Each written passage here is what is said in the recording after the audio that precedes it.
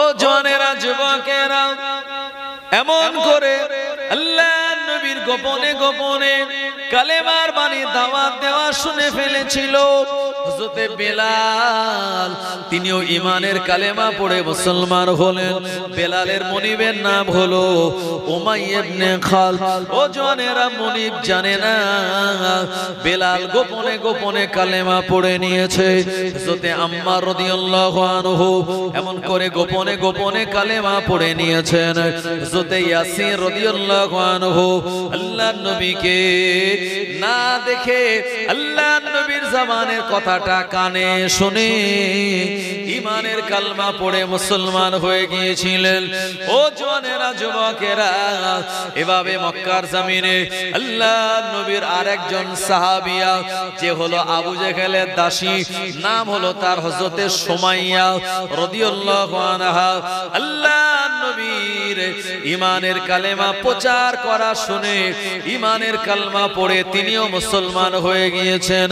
অল্প কিছুদিন পরে দেখা গেল আল্লাহর নবীর সঙ্গে আল্লাহর নবীর পিছনে কম বেশি 38 জন মানুষ ঈমানের কালমা পড়ে মুসলমান হয়ে গিয়েছে। 3 বছরে যখন 38 জন মানুষ কালেমা পড়ে মুসলমান হয়ে গেল, আবু জেহেল এবারে জানতে পেরে গেল, কারণ আল্লাহর নবী গোপনে গোপনে তিনি নামাজ আদায় করেন। এ নামাজ আদায় করাটা আবু জেহেলের কাছে সংবাদ চলে গেল। এ আবু জেহেল, শুনে রাখো, মুহাম্মদ লাত হুবাল উজ্জার ইবাদত করে না, কাবা বাইতুল্লাহর যিনি মালিক ওই আল্লাহ তাআলাকে তিনি গোপনে গোপনে ইবাদত করে। আবু জেহেল আমার নবীর নামাজ পড়া দেখে তার মনের ভিতরে সন্দেহের দানা বাঁধলো। না না না, এটা তো নতুন নিয়ম, আর নতুন নিয়মে নামাজ পড়ে মানে নতুন কিছু একটা মুহাম্মদ প্রচার করে। ও জওয়ানেরা, অনুসন্ধান করে ইনভেস্টিগেশন করে বুঝতে পারলো আবু জেহেল আল্লাহর নবী ইসলামের বাণী ঈমানের কালেমা লা ইলাহা ইল্লাল্লাহ মুহাম্মাদুর রাসূলুল্লাহ এই বাণী তিনি প্রচার করেন। আবু জেহেলের কানে যখন সংবাদ চলে গেল, আবু জেহেল আল্লাহর নবীর সঙ্গে চরম ভাবে বিরোধিতা করা শুরু করে দিল। আল্লাহর নবীর এগেনস্টে নানান রকম ষড়যন্ত্র করতে লাগলো। আল্লাহর নবী একদিন তিনি কাবা বাইতুল্লাহর পাশে এক জায়গায় তিনি উপবিষ্ট অবস্থায় বসে রয়েছেন, আর আল্লাহর নবীর একজন চাচাজি ছিলেন, ওই চাচাজির নাম হলো আমির হামজা। তখনও ঈমানের কালমা পড়ে তিনি মুসলমান হন নাই। আমির হামজার অভ্যাস ছিল দিনের বেলা গভীর জঙ্গলের ভিতরে ঢুকে গিয়ে তীর আর ধনুক নিয়ে হরিণ শিকার করা। আল্লাহর নবী কাবা বাইতুল্লাহর মাতাফে বসে আছেন, যেখানে হাজী সাহেবরা তাওয়াফ করে, লব্বাইক আল্লাহুম্মা লব্বাইক লব্বাইক লা শারীকা লাকা লব্বাইক ইন্নাল হামদা ওয়ান নি'মাতা লাকা ওয়াল মুলক লা শারীকা লাক। এ তালবিয়া যে জায়গায় পড়া হয়, আল্লাহর নবী ওখানে বসে রয়েছে। আল্লাহর নবী কালেমার বাণী প্রচার করেন বলে এই সামান্যতম অপরাধের কারণে বিশ্ব নবীকে একা পেয়ে আবু জেহেল একটা ধারালো পাথর জমিন থেকে তুলে নিয়ে বিশ্ব নবীর নুরানি চেহারা মোবারকের দিকে ছুঁড়ে দেয়। ও জওয়ানেরা, মুরব্বিয়ানেরা, আল্লাহর নবীর নুরানি চেহারা মোবারকে আবু জেহেলের ছুঁড়ে দেওয়া ওই পাথরটা লেগে এমন করে কেটে গিয়ে সেখান থেকে ঝরঝর ঝরঝর করে রক্ত জারি হয়ে গেল। আল্লাহর নবী আবু জেহেলের এগেনস্টে প্রতিবাদ করেন নাই, আল্লাহর নবী উল্টে পাল্টা পাথরের আঘাত করেন নাই। আল্লাহর নবীর কপাল মোবারক দিয়ে যেমন রক্ত গড়িয়ে যায়, বিশ্ব নবীর নবীর অন্তরটা দুঃখিত হয়ে গেল, বিশ্ব নবীর চোখ দিয়ে পানির টোসাও গড়িয়ে যায়। ও মায়েরা বোনেরা নবীর উম্মতেরা, বিশ্ব নবীর চাচা যে আমিরে হামজা ইমানের কালমা পড়ে তখনও মুসলমান হয় নাই, জঙ্গলে গিয়েছিল হরিণ শিকার করার জন্য। গভীর জঙ্গলের ভিতরে চলে গিয়ে একটা হরিণকে দেখতে পেল। হরিণটা জমিনে মুখ দিয়ে ঘাস খাচ্ছিল, আর তীর ধনুক যখন তাক করেছে হরিণটাকে মারবে বলে, এমন সময় হরিণ মুখটা উঁচু করে তার জবান আল্লাহ খুলে দিল। হরিণ পরিষ্কার ভাষায় বলেছিল, ও মুহাম্মাদের চাচা আমিরে হামজা, তুমি আমায় তীর মেরে রক্তাক্ত করতে চাও? না না না, আমায় তীর মেরো না। তোমার আপন ভাতিজা মুহাম্মদ ইবনে আব্দুল্লাহকে আবু জাহেলের একদল ব্যক্তিদের চক্রান্তে তানাকে রক্তাক্ত করে দেওয়া হয়েছে। তাড়াতাড়ি চলে যাও, তোমার ভাতিজাকে একটু সাহায্য করো। আর আমিরে হামজা অবাক হয়ে গেল, হরিণীর মুখে এমন জবানে কথা শোনার পরে আমিরে হামজা ওই হরিণটাকে আঘাত না করে দ্রুত গতিতে আল্লাহ তাআলার কাবা বাইতুল্লাহর এখানে চলে আসলেন। এখানে আসার পরে দেখতে পেলেন আল্লাহর নবী মনটা মলিন করে তার চোখ দিয়ে পানি গড়িয়ে যায়। বিশ্ব নবী আমার ওই জায়গায় তিনি বসে রয়েছেন। আমিরে হামজা বলেছিল, ও ভাতিজা মুহাম্মদ, আমি তোমার ধর্ম এখনো গ্রহণ করিনি, কিন্তু তোমার আর আমার রক্তের সম্পর্ক এক, এমন করে তোমায় এমন করে কি আঘাত করলো? আল্লাহর নবী চোখ ভরা পানি নিয়ে বলেছিলেন, চাচা জান, আবু জাহেল আমার উপরে এমন আঘাত করেছে। আমিরে হামজার মেজাজটা হাই ভোল্টেজ হয়ে গেল। দেরি না করে আবু জাহেলের বাড়ির দিকে দৌড়ালো। দৌড়ে দৌড়ে দৌড়ে দৌড়ে আবু জাহেলের বাড়িতে গিয়ে দেখলো আবু জাহেল তার সাঙ্গ পাঙ্গ দল বলদের নিয়ে মিটিং এর ভিতরে সে আনন্দ করে বলতেছে, মুহাম্মদকে মেরে রক্তাক্ত করে দিয়েছে। আমির হামজা যখন গেল, আবু জাহেল বলছে, আমির হামজা তুমি তো আমার দলের লোক, চলে এসো একটা ভালো সুসংবাদ দেয়। আমির হামজার মেজাজ অত্যন্ত হাই ভোল্টেজ। এমন করে তীরের যে ধনুক, ওই ধনুকের যে বাঁট থাকে, ওই বাঁট দিয়ে আবু জাহেলের উপরে একটা আঘাত করলো। আবু জাহেল অবাক হয়ে বলল, এ আমির হামজা, তুমি আমার দলের লোক হয়ে আমার উপরে আঘাত করো কেন? এ সময় আমির হামজা বলেছিল, এ আবু জাহেল সাবধান হয়ে যা, বিনা কারণে বিনা অন্যায়তে আমার ভাতিজা মুহাম্মদকে আঘাত করেছিস, আমি তোকে ছেড়ে দেব না। আমির হামজা বিরাট পালোয়ান, চেহারা লম্বা, বডি ফিটনেস অত্যন্ত ভালো। ওই তীরের বাড় দিয়ে আর আবু জাহেলকে এত মার মারলো, আবু জাহেল জমিনে শুয়ে পড়েছিল। জোরে বলুন সুবহানাল্লাহ। মুসলমান ভাইরা আমার, আবু জাহেলের সময় এমন করে মনে মনে চিন্তা করলো, সর্বনাশ, মুহাম্মদকে রক্তাক্ত করে দিয়ে আমিরে হামজাকে আমি কাছে পেতে চাইলাম, এ তো উল্টো রেজাল্ট হলো, কি করা যাবে? আমিরে হামজা দেরি না করে আল্লাহর নবীর কাছে গিয়ে বললেন, ও ভাতিজা মুহাম্মদ, তুমি খুশি হও, তোমাকে মেরে যে রক্তাক্ত করে দিয়েছে আমি তোমার চাচা আমিরে হামজা, ওই আবু জাহেলের এগেনস্টে তোমার হয়ে প্রতিশোধ নিয়ে এসেছি। আল্লাহ নবী শোনার পরে খুশি হন। ভাই, আমাদের যদি কেউ মারে আর আমাদের হয়ে যদি সেই লোকটারে কেউ পিটে আসে আর যদি বলে যে হ্যাঁ তোমাকে যে মেরেছে আমিও তাকে পিটে এসেছি, আমরা শুনে খুশি হব কিনা?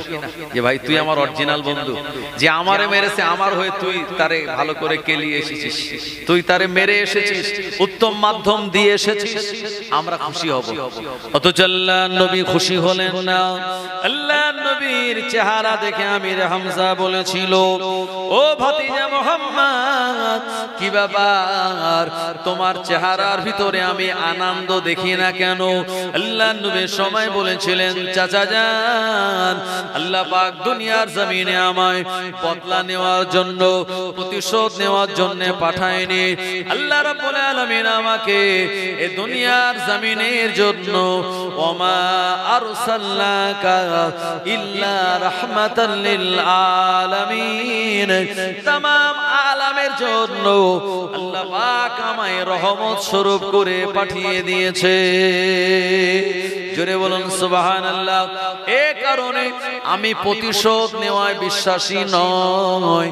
আমির হামজা বললেন, ভাতিজা মুহাম্মদ, কি করলে তোমার মনটা খুশি হয়ে যাবে? আল্লাহ নবী বলেছিলেন, চাচা যান, একবার যদি ইসলামের হাতটা শক্ত করার জন্য আমার পাশে দাঁড়িয়ে একবার যদি কালেমা পড়ে নেন, আমি আপনার উপরে বড় রাজি আর খুশি হয়ে যাব। আমির হামজা বলল, ভাতিজা, কথা যদি এমন হয় আর দেরি নয়, তোমাকে নবী বলে মেনে নিয়ে তুমি আমায় কালেমা পড়িয়ে দাও। আল্লাহ নবী খুশি হয়ে আর আমির হামজাকে কালেমা পড়িয়ে দিলেন, আশহাদু আল্লা ইলাহা ইল্লাল্লাহু ওয়া আশহাদু আন্না মুহাম্মাদান আবদুহু ওয়া রাসূলুহু। আল্লাহ নবীর হাতে হাত দিয়ে আমির হামজা যেদিন কালেমা পড়ে ইমানদার মুসলমান হয়ে গেল, ওই দিন আবু জাহেলের বাম হাত ভেঙে গিয়েছিল। বাম হাত সেদিন ভেঙে গেল।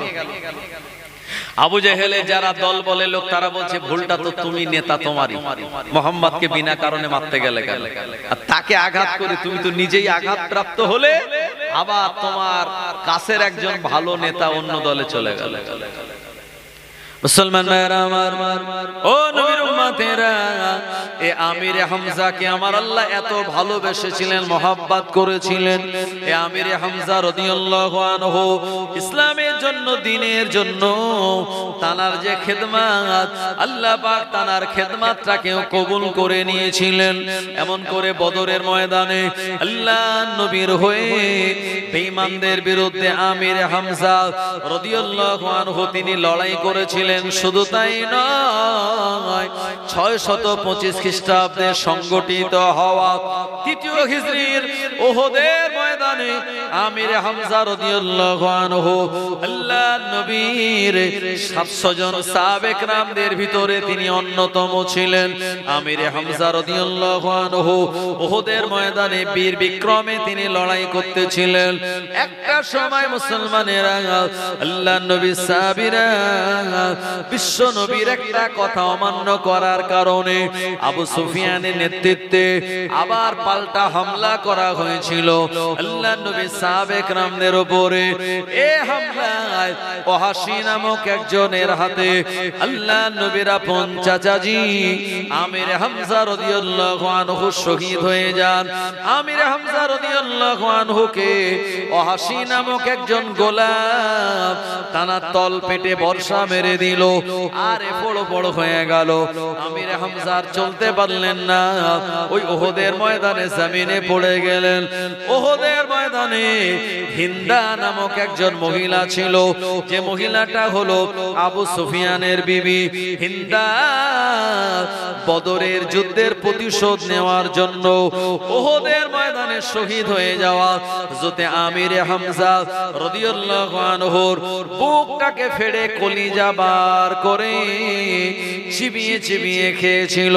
শুধু তাই নয়, তানার কান, তানার নাক, শরীরের অঙ্গ প্রত্যঙ্গগুলো কেটে এ হিন্দা নামক মহিলাটা মালা করে গলায় পরিধান করেছিল। আর আমির হামজার শহীদ হয়ে যাওয়ায় আল্লাহ পাক এত রাজি খুশি হয়ে গিয়েছিলেন। তানাকে যখন কবর দেওয়া হলো, কবর দেওয়ার পরে দেখা গেল শহীদ আমির হামজা রাদিয়াল্লাহু আনহুর কবর মোবারক থেকে জান্নাতি খুশবু বার হয়। আজও ইমানদার মুসলমান যারা এমন করে উহুদের ময়দানে কবর জিয়ারত করতে যান, সেই জায়গায় আমিরে হামজা রাদিয়াল্লাহু আনহুর ওই মাজারের ভিতর থেকে জান্নাতি সুঘ্রাণ পান যারা ঈমানদার তারা।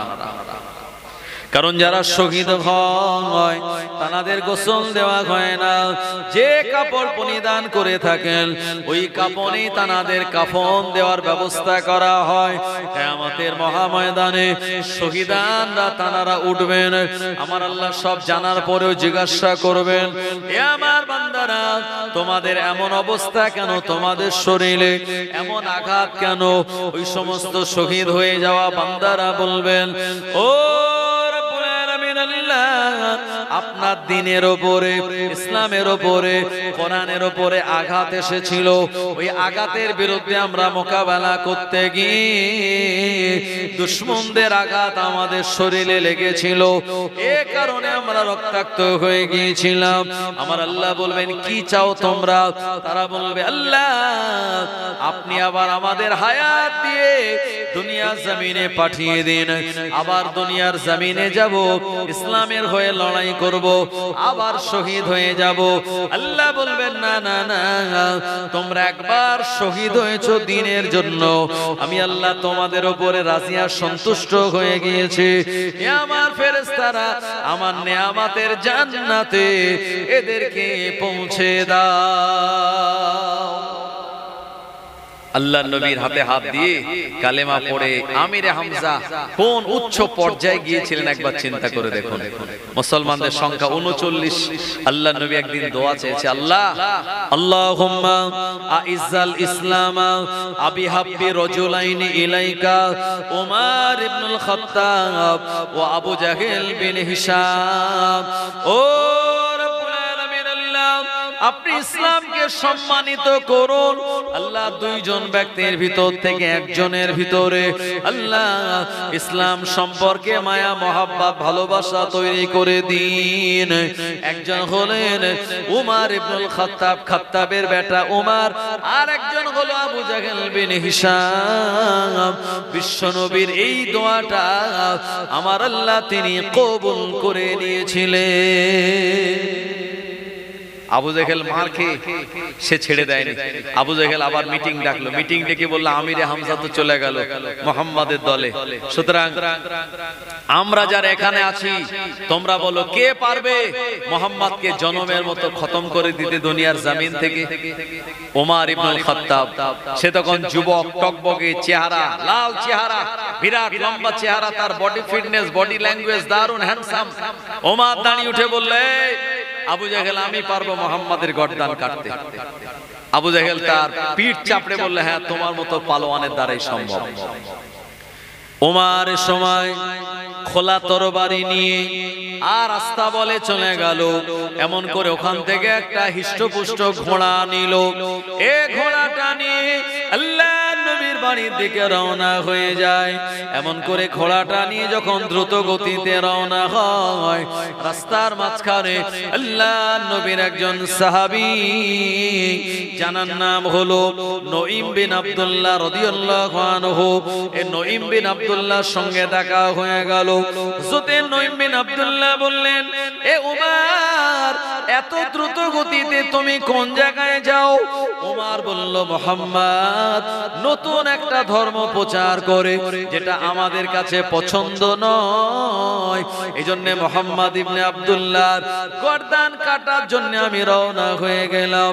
নঈম বিন আব্দুল্লাহ রাদিয়াল্লাহু আনহু বলেছিলেন, ওমর, যে মুহাম্মাদের গর্দান কাটার জন্য তুমি যাচ্ছ, ওই মুহাম্মাদের প্রচার করা কলেমার ঈমানের আলো তোমার আপন বোনের বাড়ি পৌঁছে গিয়েছে। ওমর রেগে গেল। এমন করে মেজাজের টেম্পারেচার বেড়ে গেল, 444 ভোল্টের মেজাজ হয়ে গেল। আল্লাহ নবীর বাড়ির দিকে যাচ্ছিল, সঙ্গে সঙ্গে ঘোড়ার মুখটা ঘুরিয়ে নিয়ে আর নিজের বোনের নাম হলো ফাতেমা, বোনের নাম হলো আবু সাইদ, তানার বাড়ির দিকে চলে গেল। দরওয়াজায় গিয়ে ওমর যখন দাঁড়িয়ে গেল, এ সময় আল্লাহ তাআলার কোরআনুল মাজিদ তেলাওয়াতের শ্রবণ, আল্লাহর কোরআন মাজিদের আওয়াজ উমরের কানে এসে পড়ল। ও জওয়ানেরা, যুবক যুবকেরা, ও সোনাটিকারি গ্রামের মুরব্বিয়ান বাবাজি গণেরাও, এ সময় উমার দরওয়াজায় আঘাত করলো, বারবার ডাক দিল। বোন ভাইয়ের গলা শুনে বুঝতে পারলো এটা আর অন্য কেউ নয়, আবু জেহেলের দলের পালোয়ান আমার ভাই উমার এসেছে। দরওয়াজা খুলে দিল বোন। উমার বোনকে দেখে শটান প্রশ্ন করলো, এ বোন ফাতেমা, একবার তুমি বলো এই ঘরের ভিতরে কি তুমি পড়তেছিলে? এ সময় ফাতেমা বলেছিল, ও ভাই উমার, না না না, আমি মিথ্যা তোমায় বলবো না। আল্লাহ পাক কোরআন মাজিদে শুনিয়েছেন, ও আজতানিবু কওলাজ জুর, মিথ্যা বলা থেকে তোমরা বেঁচে থাকো। এ কারণে মিথ্যা নয়, আল্লাহর নবী হলেন আখিরি জামানার পয়গম্বর হলেন মুহাম্মাদুর রাসূলুল্লাহ সাল্লাল্লাহু আলাইহি ওয়াসাল্লাম। ওই নবীর উপরে যে কোরআন মাজিদ নাজিল হয়েছে, ওই কোরআন মাজিদ আমি তেলাওয়াত করতেছিলাম। ওমর শোনার পরে প্রচন্ড রেগে গিয়ে বোন ফাতেমা তরবারি দিয়ে উল্টো পিঠ দিয়ে আঘাত করতে লাগলো। মাথায় আঘাত করলো, কাঁধে আঘাত করলো, পিঠে আঘাত করলো। হঠাৎ করে ওমরের তরবারির ওই আগা হুলটা বোন ফাতেমার মাথায় লেগে ওখান থেকে দারদার করে রক্ত জারি হয়ে যায়। ওমরের বোন পড়ে গেল জমিনে। ভগ্নিপতি আবু সাঈদ এমন করে নিজের বিবিকে হেল্প করার জন্য আসলেন। ওমর আপন বোনাইকে নিজের তরবারির উল্টো পিঠ দিয়ে আঘাত করলেন। একটা সময় ওমর দেখতে পেল বোন ফাতেমার শরীর দিয়ে রক্তটা বার হয়ে এ রক্তটা গড়িয়ে যায়। ওমরের মনের ভিতরে কেমন যেন একটা হয়ে উঠলো, না না না, যে রক্ত আমার বোন ফাতেমার গায়ে, ওই রক্ত আমি ওমর আমারই গায়ে। এমন করে আমার বোন তো কোনো অন্যায় করে নাই, বোনটাকে আমি মেরে এমন রক্তাক্ত করে দিলাম। ওমরের মনের ভিতরে একটা বিরাট সাইক্লোন ঝড় বয়ে গেল। ওমর বোন ফাতেমাকে হাত ধরে তুলে বলল, ও বোন ফাতেমা, আমি ভুল করেছি, অন্যায় করেছি, তোমায় আঘাত করে বিনা কারণে। ও বোন ফাতেমা, কি তুমি তেলাওয়াত করছিলে? একবার আমার হাতে দাও, আমি একটুখানি দেখবো। বোন ফাতেমা বললেন, ভাই না না না, এটা বিনা ওযুতে ছোঁয়া যায় না, তুমি হলে মুশরিক। ইন্নামাল মুশরিকুনা নাজাসুন। আল্লাহ পাক কোরআন মাজিদে শুনিয়েছেন, ইন্নামাল মুশরিকুনা নাজাসুন, নিশ্চয়ই যারা মুশরিক, যারা কাফের, তারা অপবিত্র। এজন্য তোমার হাতে কোরআন মাজিদ দেওয়া যাবে না, যাবে না। আগে তোমায় ওযু বানাতে হবে, গোসল করা লাগবে। আর ওমর বলল, বোন ফাতেমা, আমায় নিয়ে চলো, আমি গোসল করব, ওযু করব। এমন মিষ্টি কথা যখন বলল, ওমরের বোনের বাড়ির তক্তপোশের তলা থেকে আল্লাহর নবীর একজন সাহাবী বেরিয়ে আসলেন। এই সাহাবীর নাম হলো হযরত খাব্বাব রাদিয়াল্লাহু আনহু। ওমর বললেন, খাব্বাব, কি বাবা তুমি এখানে কেন? হযরত খাব্বাব বলেছিলেন, ওমর, তোমার বোন আর তোমার বোনাইকে আমি কোরআন মাজিদ শেখাচ্ছিলাম, তোমার গলার আওয়াজ পেয়ে আমি ভয় পেয়ে ওই ঘরের ভিতরে চলে গেলাম। কিন্তু তোমার ভিতরে যখন কথার পরিবর্তন দেখেছি, তখনই আমি তোমার সামনে চলে এসেছি। ওমর বলল, আর দেরি করা যাবে না, তাড়াতাড়ি নিয়ে চলো, আমায় গোসল করিয়ে দাও। আমি ওযু বানিয়ে এ কোরআন মাজিদ তেলাওয়াত করতে চাই। ভাই ওমরকে নিয়ে যাওয়া হলো, গোসল করানো হলো, ওযুর 4টি ফরজ আদায় করানো হলো। এরপরে ওমরের সামনে আল্লাহ তাআলার পাক কালামুল্লাহ কোরআন মাজিদকে দিয়ে বলা হলো, আর তেলাওয়াত করা শুরু করে দিলেন। বিসমিল্লাহির রহমানির রহিম। তাহা মা আনজালনা আলাইকাল কুরআনা লিতাশকা। এমন করে এই সূরা তাহার এই আয়াত থেকে শুরু করে আর যে পর্যন্ত পড়া হলো, ইন্নানি আনাল্লাহ, ইন্নানি আনাল্লাহ, লা ইলাহা ইলাহা ইল্লা আনা ফাবুদুনি ওয়া আকিমিস সালাতা লিযিকরি। এ পর্যন্ত যখন তেলাওয়াত হলো, ওমর বলেছিল না না না, এটা দুনিয়ার কোনো কালাম নয়, দুনিয়ার কোনো মানুষের বানানো নয়, এ তো আল্লাহর আসমান থেকে নাজিল হওয়া।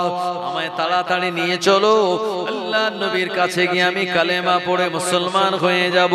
বোন ফাতেমা খুশি হয়ে গেল, বোনাই আবু সাইদ খুশি হয়ে গেল, হযরতে খাব্বাব রাদিয়াল্লাহু আনহু খুশি হয়ে গেলেন। এনারা তিনজন মিলে ওমরকে নিয়ে আল্লাহর নবীর দরবারের দিকে রওনা হয়ে গেল।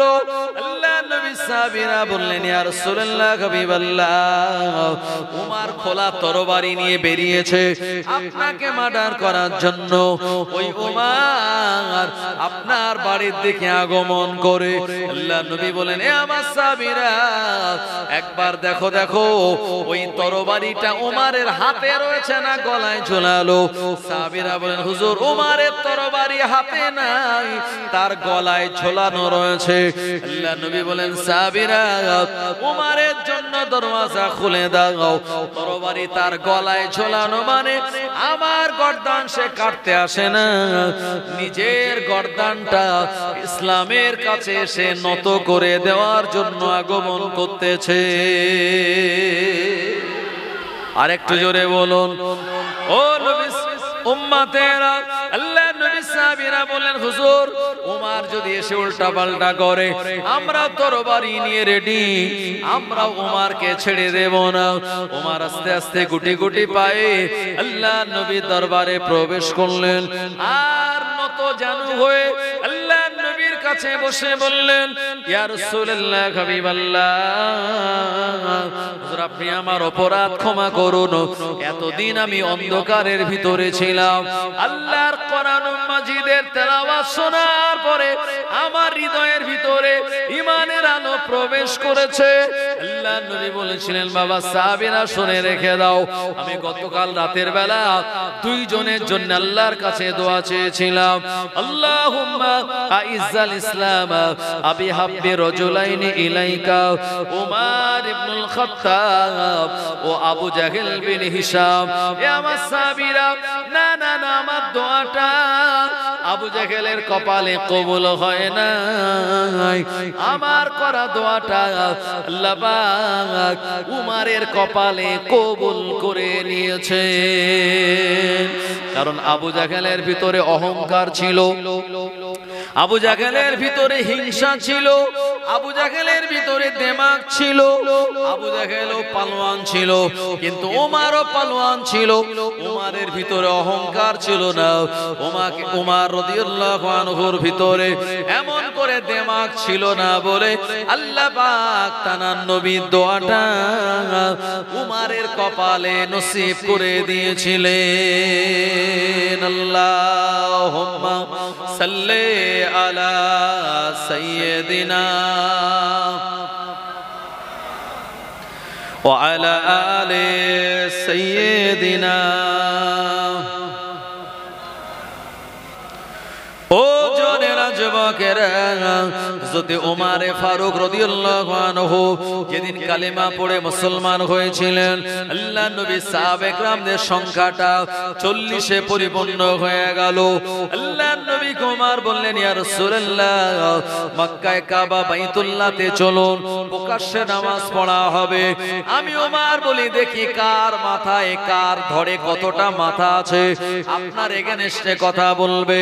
আমি ওমর এতদিন আপনার দুশমন ছিলাম, আজ থেকে কালেমা পড়ার পরে আমি আপনার বডিগার্ড হয়ে গেলাম।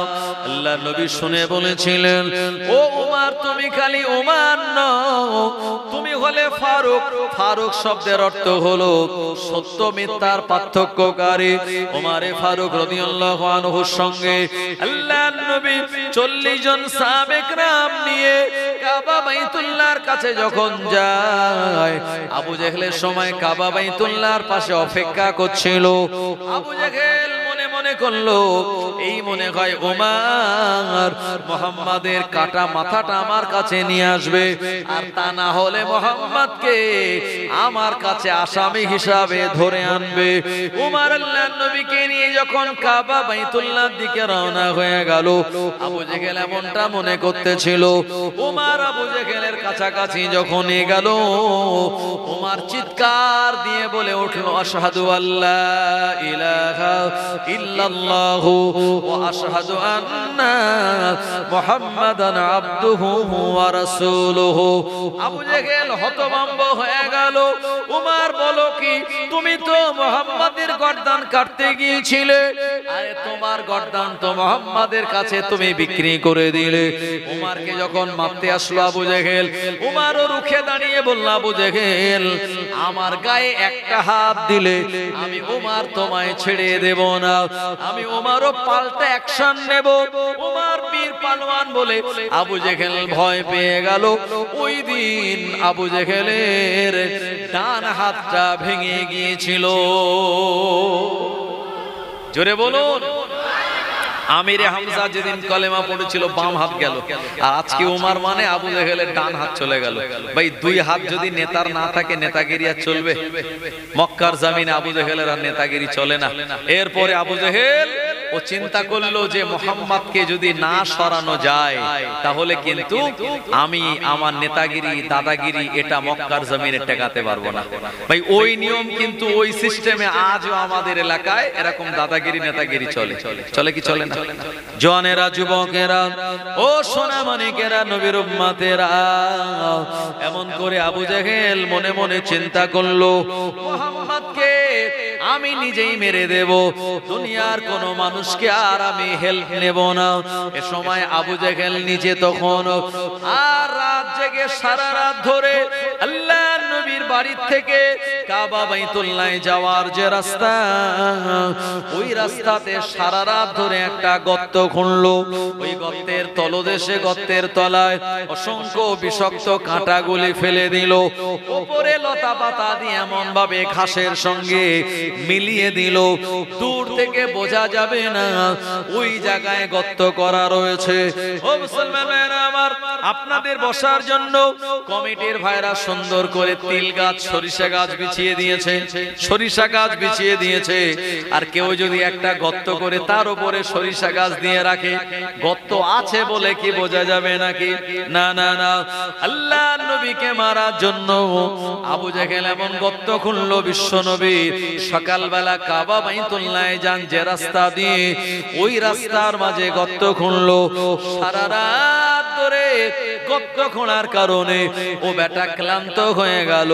এমন করে আমার নবী ভোরবেলা যখন উঠেছেন কাবা বাইতুল্লাহে যাবে, আবু জেহেলের চোখে সময় ঘুম এসে গেল। রাস্তাঘাটে যত অ্যাক্সিডেন্ট হয় দেখবেন ভোরবেলা বেশি, ভোরবেলা সবার একটু ঘুম আসে, বিরাট ঘুমের একটা চাপ আসে, আর এই সময় দুর্ঘটনা ঘটে যায়। আর আবু জেহেলের এই ভোরবেলা ঘুম চলে আসলো। আর আল্লাহর নবী ভোরবেলা উঠে কাবা বাইতুল্লাহর দিকে রওনা হবেন। ঠিক এই সময় আল্লাহর নবীর কাছে ফেরেশতা জিবরাইল আলাইহিস সালাম চলে আসলেন। ইয়া রাসূলুল্লাহ, হাবিবাল্লাহ, হুজুর যে রাস্তা দিয়ে আপনি যান প্রতিদিন, এই রাস্তা দিয়ে আপনি যাবেন না, আপনি আপনার রাস্তাটাকে পরিবর্তন করে নিন। আল্লাহর নবী শোনার পরে অন্য রাস্তা দিয়ে কাবা বাইতুল্লাহে চলে গেলেন। এদিকে আবু জেহেল হঠাৎ করে যখন দেখলো পূর্ব দিগন্তে সূর্য উদিত হয়েছে, ও দেরি না করে তার ঘুমটা ভেঙে গেল। ও তখন ঘুম ঘুম চোখে দৌড়াতে লাগলো। এই কথা মনে করে আমার খোঁড়া গর্তের ভিতরে আবু জেহেল পড়ে গিয়েছে, তাড়াতাড়ি গিয়ে মাটি চাপা দিতে হবে। এই চিন্তা ভাবনা করে ঘুম ঘুম চোখে যখন দৌড়াতে লাগলো, আবু জেহেল আল্লাহর নবীকে ফেলার জন্য নিজে যে গর্তটা করেছিল, ওই গর্তের ভিতরে ও নিজেই পড়ে গেল। একটু জোরে বলেন সুবহানাল্লাহ, একটু প্রাণ খুলে বলুন সুবহানাল্লাহ। আপনি যদি মানুষের ক্ষতি করার চেষ্টা করেন, যে কোনো প্রকারে আপনি নিজে ক্ষতির ভিতরে পড়ে যাবেন, কেউ রুখতে পারবে না। অনেকে আছে মানুষকে ক্ষতি করার নেশা তার এত পেয়ে বসে, নিজে শেষ না হওয়া পর্যন্ত সে থামে না। এজন্য মানুষকে আপনি যদি উপকার করেন, আল্লাহ আপনাকে বাড়িয়ে দেবেন। আর মানুষকে যদি ক্ষতি করার চক্রান্ত করি আমরা, এই ক্ষতি করার চক্রান্ত এটা মুসলমানের চিহ্ন নয়, এটা হলো আবু জেহেলের আলামত। আর ওই আবু জেহেল মার্কা আলামত যদি আমাদের ভিতরে থাকে, আমরা কিন্তু কি বাড়তে পারবো না। এজন্য মানুষের উপকার আমরা করলে আল্লাহ আমাদের হেল্প করবেন, সাহায্য সহযোগিতা করে রহমত করবেন। আবু জেহেল গর্তে পড়ে গেল, তার নিজের ফেলে দেওয়া কাঁটার ভিতরে পড়ে পায়ে প্রচন্ড যন্ত্রণা শুরু হয়ে গেল।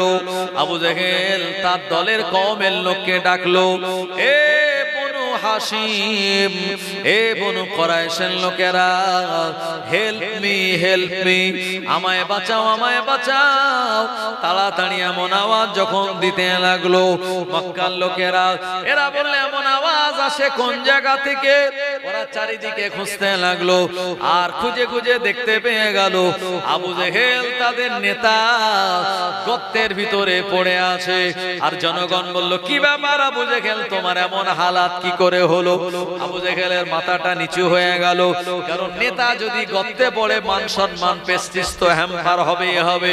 আর আবু জেহেল বলল, আমায় তাড়াতাড়ি তোলো, পরে বলবো। আবু জেহেলকে তোলার জন্য এরা যখনই হাত বাড়িয়ে দেয়, লিফটের মতো গর্তটা আরো বেশি নিচু হয়ে যায়। জোরে বলুন সুবহানাল্লাহ। এরপরে বললে, এক কাজ করো, রশি ফেলো, দড়ি ফেলো, দড়ি ধরে আমি উঠবো। কিন্তু না না না, দড়ি যখন ফেলা হলো, আবু জেহেলের গর্তটা আরো লিফটের মতো নিচের দিকে ঢুকে যায়। আবু জেহেল চালাক লোক, বুঝতে পারলো। সে বলল, না না না, তোদের দ্বারা হবে না, আমার ভাতিজা মোহাম্মদকে ডেকে নিয়ে আয়। জোরে বলুন, খেলার নাম বাবাজি, খেলার নাম বাবাজি। বিপদে না পড়লে পরে বিড়াল গাছে ওঠে না, বাংলা একটা কথা আমরা বলি। আবু জেহেল যখন বলল মোহাম্মদকে ডেকে নিয়ে আয়, আবু জেহেলের শাগরেদরা বলল, এ আমাদের নেতা কেমন কথা, মোহাম্মদের বিরুদ্ধে আমরা সব সময় চক্রান্ত করি, ব্লুপ্রিন্ট তৈরি করি, কি করে তাকে মারা যাবে, ক্ষতি করা যাবে, বিপদে ফেলা যাবে। আর ওই মোহাম্মদকে ডেকে কি হবে? আবু জেহেল বলল, তোদের দ্বারা সম্ভব নয়, আমাকে তুলতে পারে একমাত্র মোহাম্মদ ইবনে আব্দুল্লাহ। জোরে বলুন। আপনি যার এগেনস্টে লাগবেন, এমন একটা দিন আসবে তার শরণাপন্ন আপনাকে হতে হবে, তার কাছে গিয়ে সাহায্য চাইতে হবে। এটা দুনিয়া ভাই, সময় কারোর একরকম যায় না। আজ আপনার সুখ, কালকে বিপদ আসতে পারে। আজকে বিপদ, আল্লাহ চাইলে কালকে আপনার সুখ দিতে পারে। এ সময় আল্লাহর নবীর কাছে চলে গেল আবু জেহেলের বাহিনীরা। আল্লাহর নবী কাবা বাইতুল্লাহর মাতাফে বসে বসে আল্লাহ তাআলার ইবাদত বন্দেগী করতেছিলেন। আল্লাহর নবীর কাছে গিয়ে বলল, মুহাম্মদ ইবনে আব্দুল্লাহ, একটু তাড়াতাড়ি চলুন। আল্লাহর নবী বলেন, কোথায় যাব? আল্লাহর নবীকে বলা হলো, আমাদের লিডার গর্তে পড়ে গিয়েছে। আল্লাহর নবী তখনই বুঝতে পারলেন, ফেরেশতা জিবরাইল আমায় কেন অন্য রাস্তা দিয়ে আসার কথা বলেছিলেন। আল্লাহর নবীর বুঝতে আর বাকি রইল না, ওই গর্তটা আবু জেহেল আমার জন্য করেছিল, ওই গর্তেতে সে নিজে পড়ে গেল। আল্লাহর নবী, তিনি দয়ার নবী, মায়ার নবী, তিনি চলে গেলেন গর্তের কাছে। গিয়ে দেখে আবু জেহেল ভিক্ষুকের মতো চেয়ে আছে। মুহাম্মদ, তুমি আমায় একটু সাহায্য করে তুলে দাও। আল্লাহর নবী বললেন, আবু জেহেল, আমি তোমায় গর্ত থেকে তুলতে পারি, তবে কথা দিতে হবে, এ সমূহ বিপদ থেকে উদ্ধার করার পরে ঈমানের কালমা পড়ে তুমি মুসলমান হয়ে যাবে। আবু জেহেল এ নালায়েক বাঁচার জন্য বলে দিল, ও মুহাম্মদ ইবনে আব্দুল্লাহ, দেরি করো না, তাড়াতাড়ি তুলে দাও, আমি তোমার হাতে হাত দিয়ে ঈমানের কালমা পড়ে মুসলমান হয়ে যাব, জীবনে তোমার এগেনস্টে, তোমার বিরুদ্ধে যাব না। আল্লাহর নবী হাত বাড়িয়ে দিলেন, বিশ্ব নবীর নূরানী হস্ত মোবারক ধারণ করে আবু জেহেল উঠে চলে আসলো। আল্লাহর নবী বললেন, কালেমা পড়ে নাও। আবু জেহেল বলেছিল, এ মুহাম্মদ, মোহাম্মদ তুমি কি আমায় পাগল মনে করো, তুমি কি আমায় ম্যাড মনে করো? না না না, এটা তো আমার ছল চাতুরি ছিল ওই গর্ত থেকে বাঁচার জন্য। এখন যখন গর্তের উপরে, না না, জীবনে কোনোদিন তোমায় নবী বলে আমি মানব না। একবার জোরে বলুন না উযুবিল্লাহ। আবু জাহেল আমার নবীর সামনে কথা খেলাপ করার জন্য আল্লাহর নবীর মনটা দুঃখিত হয়ে গেল। বিশ্ব নবী বলেছেন আয়াতুল মুনাফিকিনা সালাসান, মুনাফিকের আলামত হলো তিনটি।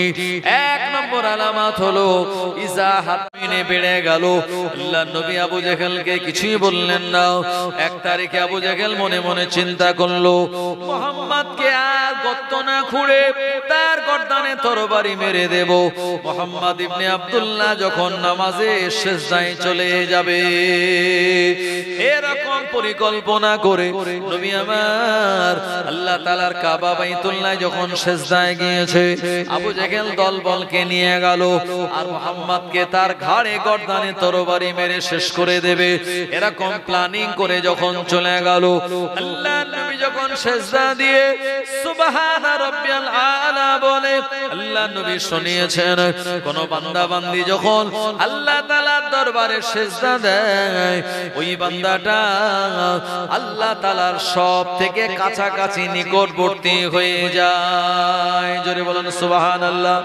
আল্লাহর বান্দারা সিজদা দিলে আল্লাহ পাক ফেরেশতাদেরকে বলেন মালাইকা ইরফা হিজাব বাইনি ওয়া বাইনিকা আবদি, হে আমার ফেরেশতাগণেরা সব পর্দাগুলি তুলে দাও, আমি আল্লাহ এবং আমার বান্দার মাঝখানে।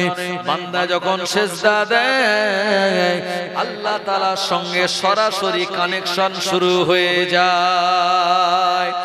ও সোনাটিকারি গ্রামের মুরব্বিয়ানেরা, জওয়ানেরা, যুবকেরা, নবীর উম্মতেরা, আবু জাহেল তরবারি নিয়ে আল্লাহর নবীকে মারতে যাবে। এই মারতে যাওয়ার মুহূর্তে আবু জাহেল ভয়ঙ্কর চিৎকার দিয়ে আর পিছনের দিকে উল্টে পড়ে গেল চিত হয়ে। এ সময় আবু জাহেলের পিছনে যারা ছিল দলের লোক, তারা বলল এ আমাদের লিডার মুহাম্মদকে তরবারি মারতে গেলে সিজদা হালাতে আর পিছন দিকে চিত হয়ে পড়ে যাওয়ার কারণ কি? আবু জাহেল বলেছিল এ আমার দলের লোকেরা শুনে রাখো, মুহাম্মদকে মারার জন্য আমি যখন তরবারিটা উঁচু করেছি, আমি দেখতে পেলাম মুহাম্মাদুর রাসূলুল্লাহ এবং আমি আবু জাহেল, আমার মাঝখানে বিরাট একটা গর্ত তৈরি হয়ে গেল। ওই গর্তের ভিতরে বিরাট জ্বলন্ত আগুন জ্বলে। আমি যদি এক পা এগিয়ে যেতাম ওই বিরাট গর্তের ভিতরে আমি পড়ে যেতাম। এই কারণে ওই আগুনের ভয়ে আমি পিছন দিকে চিত হয়ে পড়ে গেলাম। আবু জাহেলের শাগরেদরা বলল না না না, এমন গর্ত তো আমরা দেখিনি। আবু জাহেল বলল আমি দেখেছি, লাত হুবালের কসম। ও জওয়ানেরা, যুবকেরা, সিরাতের কিতাবগুলিতে বলা হয়েছে আমার আল্লাহ এই দুনিয়ার জমিনে আবু জাহেলকে জাহান্নামের আগুন দেখিয়েছিল আমার নবীর সঙ্গে শত্রুতা করার জন্য, কিন্তু ওর কপালে হেদায়েত নাই। এজন্য জাহান্নামের আগুন দেখার পরেও আবু জাহেল কালেমা পড়ে না। আল্লাহুম্মা সাল্লি আলা সাইয়্যিদিনা ওয়া আলা আলি সাইয়্যিদিনা। ও জওয়ানেরা, যুবকেরা, আল্লাহ নবী কালেমার বাণীর দাওয়াত দেন। এখন আর গোপনে গোপনে নয়, এখন প্রকাশ্যে দাওয়াত দেন বলে দলে দলে মক্কা জমিনের মানুষেরা তাওহীদের কালেমা পড়ার জন্য আল্লাহর নবীর কাছে ঈমানের কালমা পড়ে তারা মুসলমান হয়ে যায়। আবু জাহেলের দলের লোকেরা হালকা হয়ে গেল। আবু জাহেলের শাগরেদের সংখ্যা কমে যেতে লাগলো।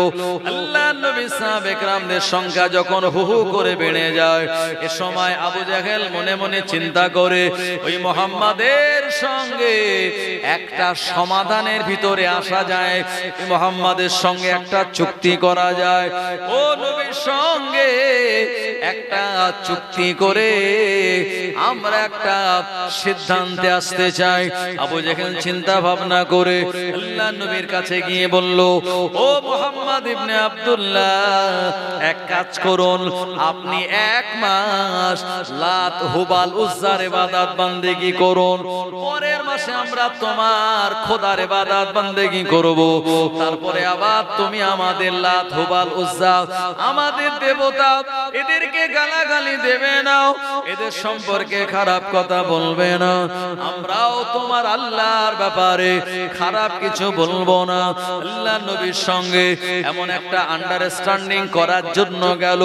আবু জাহেল যখন কথাটা উপস্থাপন করলো, আল্লাহ নবী বলেছিলেন, আবু জাহেল না না না, এ ব্যাপারে আল্লাহ তাআলার পক্ষ থেকে ফয়সালা না আসা পর্যন্ত আমি কিছুই তোমায় বলবো না। ও নবীর উম্মতেরা, আবু জাহেল আমার নবীকে যখন এমন প্রস্তাব দিল, আল্লাহ বললেন, জিবরাইল চলে যাও, আমার নবীকে গিয়ে কোরআন মাজিদের সূরা কাফিরুন শুনিয়ে দাও। জিবরাইল আলাইহিস সালাম এসে শুনিয়ে দিল, বিসমিল্লাহির রহমানির রহিম, কুল ইয়া আইয়ুহাল কাফিরুন লা আ'বুদু মা তা'বুদুন ওয়ালা আনতুম আবিদুনা মা আ'বুদ ওয়ালা আনা আবিদুম মা আবাদতুম ওয়ালা আনতুম আবিদুনা মা আ'বুদ লাকুম দীনুকুম ওয়ালিয়া দীন। এই সূরা কাফিরুন নাজিল হয়ে গেল। আল্লাহ পাক শুনিয়ে দিলেন, কুল, ও নবী আপনি বলে দিন, ইয়া আইয়ুহাল কাফিরুন, যারা কাফের সম্প্রদায় তাদের বলে দিন, লা আ'বুদু মা তা'বুদুন, তোমরা যার ইবাদত বান্দেগি করো ওরা তার ইবাদত বান্দেগি করে না, ওয়ালা আনা আবিদুম মা আবাদতুম, আর আপনি বলুন আপনি যার ইবাদত বান্দেগি করেন ওরা তার ইবাদত বান্দেগি করে না। এভাবে করে আপনি যার ইবাদত বান্দেগি করেন ওরা তার ইবাদত বান্দেগি করে না, আর ওরা যার ইবাদত বান্দেগি করে মুসলমানেরা তাদের ইবাদত করে না। লাকুম দীনুকুম ওয়ালিয়া দীন, যার ধর্ম তার কাছে। এই আয়াতে কারিমা যখন নাজিল হয়ে গেল, আল্লাহর নবী বললেন, না না না, এমন সিদ্ধান্তে এসে আমরা বোঝাপড়া করতে পারি না। যার ধর্ম তার কাছে, এই ধর্মের ভিতরে কোনো খারাপ ভালো মিশ্রিত হবে না। জোরে বলুন সুবহানাল্লাহ। এই সূরা নাজিল হওয়ার পরে আবু জাহেলের মনটা খারাপ হয়ে গেল। কি করে মুসলমানদের সংখ্যা কমানো যায়? আল্লাহ নবীর বিরুদ্ধে নানান রকম চক্রান্ত করেছিল। ও সোনামানিকেরা, কোনোভাবে যখন পারল না, আবু জাহেল একদিন আমার নবীকে বলেছিল, ও মুহাম্মদ, আকাশের চাঁদ যদি তুমি দ্বিখণ্ডিত করতে পারো তাহলে আমরা তোমায় নবী বলে মেনে নেব। আমি আবু জাহেল বলি, তোমায় নবী বলে মেনে নেব। এ সময় আল্লাহর নবীর কাছে এমন আবদার করার পরে আল্লাহর নবী বললেন আল্লাহর কাছে, ও রব্বুল আলামিন আল্লাহ, আপনি কোরআন মাজিদে শুনিয়েছেন, অত ইজ্জু মান তাশা ওয়া তুযিল্লু মান তাশা বিয়াদিকাল খায়র ইন্নাকা আলা কুল্লি শাইইন কাদির। আল্লাহ পাক আপনি যাকে ইচ্ছা তাকে ইজ্জত দেন, আল্লাহ আপনি যাকে ইচ্ছা তাকে বেইজ্জতি করেন।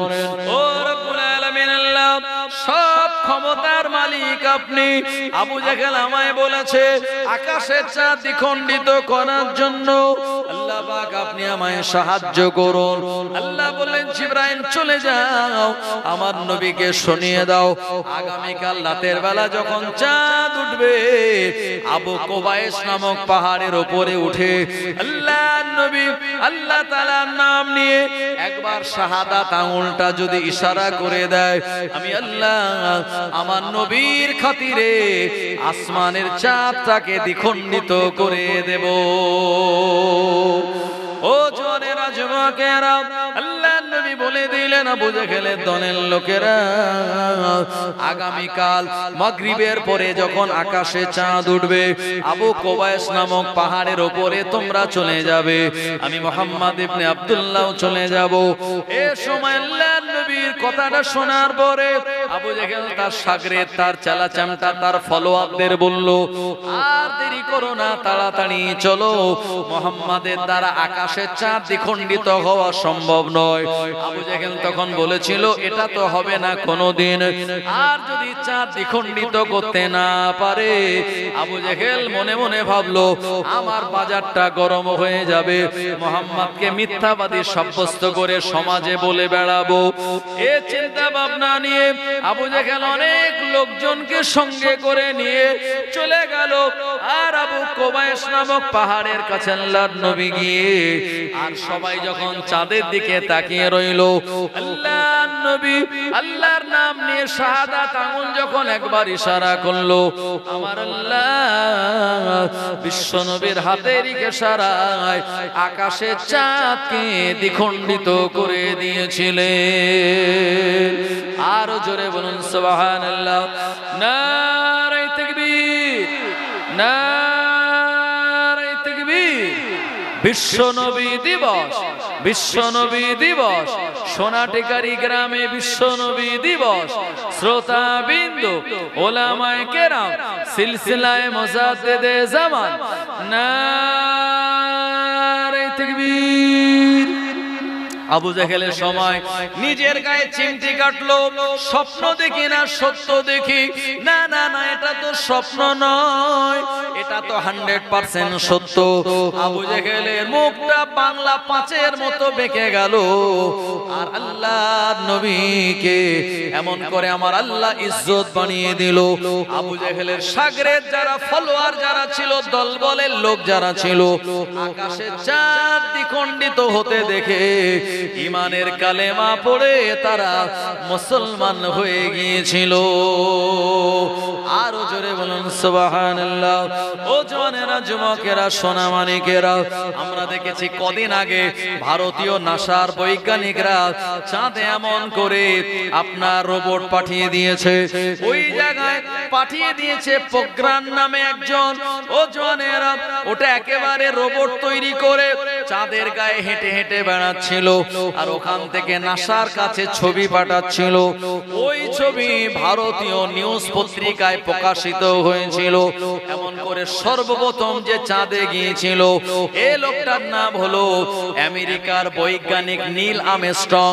আমেরিকার বৈজ্ঞানিক নীল আর্মস্ট্রং চাঁদে গিয়ে গবেষণা করে দেখেছিল চাঁদটা যেন আড়াআড়ি ভাবে ফাটা রয়েছে। এ সময় এ বৈজ্ঞানিক দুনিয়া জমিনে এসে প্রশ্ন করলো, না না না, উত্তরটা কেউ দিতে পারে না।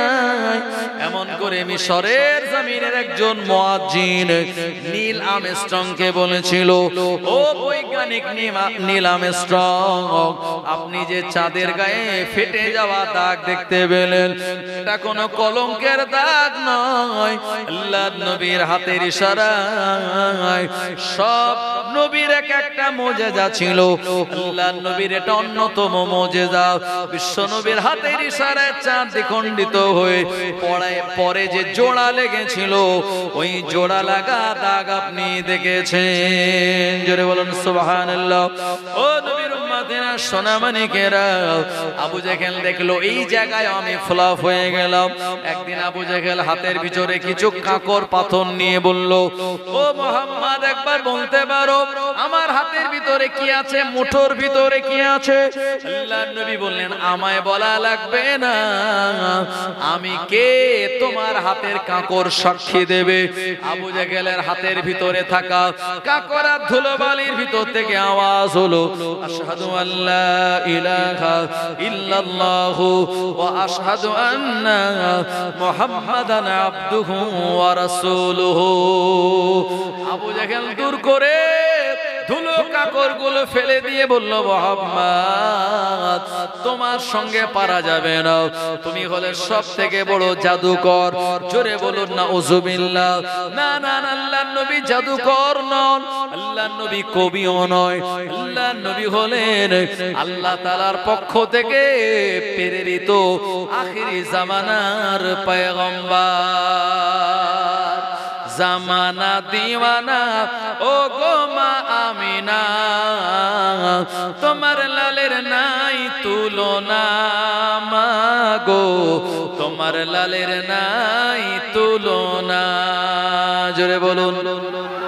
জামানা দিওয়ানা ও গো মা আমিনা, তোমার লালের নাই তুলনা মাগো, তোমার লালের নাই তুলনা।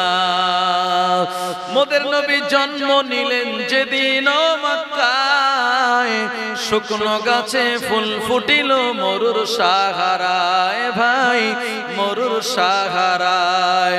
মাথা নত করে আল্লাহর দরবারে, মাথা নত করে আল্লাহর দরবারে, উম্মতের জানাই শুভ কামনা মাগো, তোমার লালের নাই তুলনা। মেঘমালা ছায়া করে রোদ না লাগে গায়ে, গরম মরু পায়ের তলায় শীতল হয়ে যায়, ভাই শীতল হয়ে যায়। নূরানি বদনে হাওয়া চলে শানশানে, নূরানি বদনে হাওয়া চলে শানশানে, খেজুর পাতায় হেলায় সব ডানা মাগো, তোমার লালের নাই তুলনা। জামানা দিওয়ানা ও গো মা আমিনা, তোমার লালের নাই তুলনা মাগো, তোমার লালের নাই তুলনা। মোদের নবী শুয়ে শুয়ে আকাশে তাকায়, জান্নাতেরই হুর গেলে মান সালাম জানায়, ভাই সালাম জানায়। জোরে হবে না? মোদের নবী শুয়ে শুয়ে আকাশে তাকায়, জান্নাতেরই হুর গেলে মান সালাম জানায়, ভাই সালাম জানায়। নবীর এক ইশারায় গাছে এসে সালাম জানায়, নবীর এক ইশারায় গাছে এসে সালাম জানায়। আসমানেরই চাঁদ জাগার খেলনা মাগো, তোমার লালের নাই তুলনা। জামানা দিওয়ানা ও গো মা আমিনা, তোমার লালের নাই তুলনা মাগো, তোমার লালের নাই তুলনা। আল্লাহুম্মা সাল্লি আলা সাইয়্যিদিনা মাওলানা মুহাম্মদ ওয়া আলা আলিহি। ও জনেরা যুবকেরা, আল্লাহর নবীকে কোনোভাবে যখন আটকাতে পারলো না, আবু জেহেল সে গোটা মক্কার জমিনে অ্যানাউন্স করে দিল, এলান করে দিয়ে বলল, হে মক্কার বাসিন্দারা, আজ থেকে মুহাম্মাদের সঙ্গে আমরা বয়কট ঘোষণা করে দিলাম, মুহাম্মাদকে আমরা এক ঘরে করে দিলাম। না না না, মুহাম্মাদুর রাসূলুল্লাহর সঙ্গে কেউ আমরা কথা বলবো না। আমাদের দোকানে মাল কিনতে আসলে 10 টাকার মাল 30 টাকা দাম বলবো, মুহাম্মাদের সঙ্গে আমরা কেউ আদান প্রদান করব না। মুহাম্মাদুর রাসূলুল্লাহর সাহাবে কেরামদের সঙ্গে আমরা কোনোভাবে সম্পর্ক রাখবো না। আর এক ঘরে করে তাদেরকে শিহাবে আবু তালিবে পাঠিয়ে দেওয়া হবে। ও মায়েরা বোনেরা, নবীর উম্মতেরা, বিশ্ব নবীর আপন চাচাজি এ আবু তালিব আল্লাহর নবীকে ভাতিজা হিসাবে, ভাইপো হিসাবে বড় মহব্বত করতেন, ভালোবাসতেন।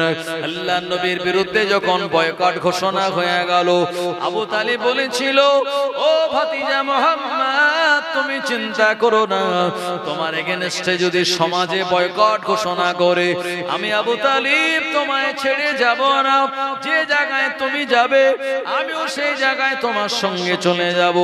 আল্লাহর নবী বললেন, চাচা যান, আপনি আমায় বড় মহব্বত করেন, ভালোবাসেন, এটা আমার জন্য বিরাট একটা প্লাস পয়েন্ট। আল্লাহর নবীকে বয়কট করা হলো। নবী আমার সাহাবে কেরামদের নিয়ে এমন করে শিহাবে আবু তালিব নামক একটা পাহাড়, উঁচু জায়গা, ওই জায়গাতে গিয়ে আশ্রয় নিলেন, ওই জায়গাতে চলে গেলেন। গোটা মক্কা জমিনে আবু জেহেলের দলের লোকেরা একটা শিডিউল তৈরি করে, কিছু নিয়মাবলী লিখে, কিছু নিয়ম নীতি লিখে, আর ওই কাগজটাকে কাবা বাইতুল্লাহ দেওয়ালে টাঙিয়ে দিল। বলল, এই কাগজটা যতদিন কাবা বাইতুল্লাহ ঝুলবে ততদিন মুহাম্মাদের বিরুদ্ধে আমাদের বয়কট চলবে। জোরে বলুন নাউযুবিল্লাহ। ও জওয়ানেরা, যুবকেরা, আল্লাহর নবী সাহাবে কেরামদের কাছে যা খাবার ছিল, খাবার শেষ হয়ে গেল, পানি শেষ হয়ে গেল। এরপরে বিশ্বনবী সাহাবীরা গাছের কচি পাতাগুলি তানারা এমন করে সিদ্ধ করে খেতে লাগলেন। একটা সময় গাছের কচি পাতা শেষ হয়ে গেল, গাছের পাকা পাতাগুলি তানারা খেতে লাগলেন। প্রচন্ড খাদ্যের অভাব দেখা দিল। সাহাবে কেরামদের কাছে টাকা পয়সা শেষ হয়ে গেল, পানি শেষ হয়ে গেল। এই বয়কটটা একটা দুটো বছর নয়, টানা লম্বা 3 বছর আল্লাহর নবীর বিরুদ্ধে এমন বয়কট চলেছিল। ও সোনামানিকেরা, নবীর উম্মতেরা, আল্লাহর নবী সাহাবে কেরামগণেরা আল্লাহর নবীর কাছে গিয়ে বললেন, ইয়া রাসূলুল্লাহ, হাবিবাল্লাহ, খাওয়ার মতো গাছে আর কোনো পাতা নাই। আমাদের পরিবারের মাসুম বাচ্চারা, এরা ক্ষুধার জ্বালা যন্ত্রণায় কাঁদে। আমরা পিতা হয়ে আর মা হয়ে এই বাচ্চাদের কান্নার আওয়াজ সহ্য করতে পারি না। ইয়া রাসূলুল্লাহ, ইয়া হাবিবাল্লাহ, আর আমাদের শরীরটা জীর্ণ শীর্ণ কঙ্কাল হয়ে গেল। আমাদের গোশত বলতে কিছুই নাই, হাড়ের সঙ্গে চামড়া গুনি আপনার জড়িয়ে গেল ভিটামিন আর প্রোটিনের অভাবে। আল্লাহর কাছে আপনি দোয়া করুন, আল্লাহ পাক যেন আমাদের এই বিপদ থেকে উদ্ধার করে। আল্লাহর নবী দোয়া করে বললেন, ও রব্বুল আলামিন, আল্লাহ, আবু জেহেলের দলের লোকেরা এরা নিয়ম বার করে, নীতি বার করে, শিডিউল তৈরি করে আল্লাহ আমাদের বিরুদ্ধে, আমাদের এগেনস্টে এমন বয়কট করেছে। ও রব্বুল আলামিন, আল্লাহ, এই বয়কট থেকে আপনি আমাদেরকে নাজাত দিন। শিহাবে আবু তালিবের কারাগার থেকে আপনি আমাদের নাজাত দিন। আমার সাহাবে কেরামদের উত্তম রুজির ব্যবস্থা করুন। বিশ্ব নবীর দোয়া আল্লাহ তাআলার দরবারে কবুল হয়ে গেল। আমার আল্লাহ আসমান থেকে একটা পোকা পাঠিয়ে দিল। ওই পোকাগুলি কাবা বাইতুল্লাহ দেওয়ালে টাঙানো সেই নিয়ম নীতির কাগজটা পুরো খেয়ে শেষ করে দিল। আল্লাহর নবীর কানে যখন খবর গেল, আল্লাহর নবী আবু জেহেলকে বলেছিল, এ আবু জেহেল, কতদিন আমাদের এগেনস্টে বয়কট চালাবে? আবু জেহেল জবাব দিল, কাবা বাইতুল্লাহ দেওয়ালে যে কাগজটা ঝোলানো রয়েছে, ওই কাগজটা যতদিন ভালো থাকবে ততদিন আপনাদের বিরুদ্ধে বয়কট চলবে। আল্লাহর নবী বললেন, যদি নষ্ট হয়? আবু জেহেল বলল, তাহলে বয়কট উঠে যাবে। আল্লাহর নবী বললেন, আল্লাহর কসম, কাবা বাইতুল্লাহর দেওয়ালে আমাদের এগেনস্টে যে শিডিউল, যে নিয়ম নীতির কাগজ টাঙানো হয়েছিল, ওই কাগজটা এখন আর ভালো নাই। আবু জেহেল শোনার সঙ্গে সঙ্গে তাড়াতাড়ি দৌড়ে গিয়ে দেখলো, হ্যাঁ, ওই কাগজটা পুরো পোকায় খেয়ে নষ্ট করে দিয়েছে। আল্লাহ নবীর উপরে যে কথা দিয়েছিল, আবু জেহেল কথাটা ফেলতে পারল না। 3 বছর পরে বয়কট উঠে গেল। আল্লাহ নবী সাহাবে কেরামগণেরা শিহাবে আবু তালিব থেকে মক্কার জমিনে নিজেদের ঘর বাড়ি তানারা পৌঁছে গেলেন। নিজেদের ঘর বাড়িতে পৌঁছে গিয়ে খাওয়া দাওয়া করলেন। শরীরটা আস্তে আস্তে আগের মতো আবার ভালো হতে লাগলো। কিছুদিন পরে আমার নবী পাকের কানে সংবাদ গেল, ইয়া রাসূলুল্লাহ, হে ইয়া হাবিবাল্লাহ, শিহাবে আবু তালিবের বয়কটের ধকল আপনার চাচা জান আবু তালিব নিতে না পারার কারণে আপনার চাচা জান আবু তালিব অসুস্থ হয়ে পড়ল। আল্লাহর নবী শোনার সঙ্গে সঙ্গে চাচা জান আবু তালিবকে দেখার জন্য রওনা হয়ে গেল। আল্লাহর নবী শুনিয়েছেন একজন মুসলমান আর একজন মুসলমানের উপরে হক হলো 6টা। 1 নম্বর হক হলো সালাম দেওয়া দেখা হলে, 2 নম্বর হক হলো দাওয়াত দিলে কবুল করা, 3 নম্বর হক হলো হাঁচি দিলে যিনি হাঁচি দাতা তিনি আলহামদুলিল্লাহ বলবেন, আর যে শুনবে ইয়ার হাকামুল্লাহ বলে জবাব দেবে। 4 নম্বর হক হলো কেউ যখন ইন্তেকাল করবে তার নামাজে জানাজায় গিয়ে হাজির হওয়া। 5 নম্বর হক হলো কোন ব্যক্তি অসুস্থ হয়ে পড়লে ওই ব্যক্তির কাছে গিয়ে সেবা যত্ন করা। 6 নম্বর হক হলো ইউহিব্বু লাহুমা ইউহিব্বু লিনাফসিহি, কোন মুসলমান নিজের জন্য যেটা পছন্দ করবে অন্য মুসলমানের জন্য তিনি ওটা পছন্দ করে নেবেন। ও সোনা মানিকেরা, আবু তালিব অসুস্থ। আল্লাহর নবী গিয়ে বললেন, চাচা জান আপনি একবার ইমানের কালেমাটা পড়ে নিন।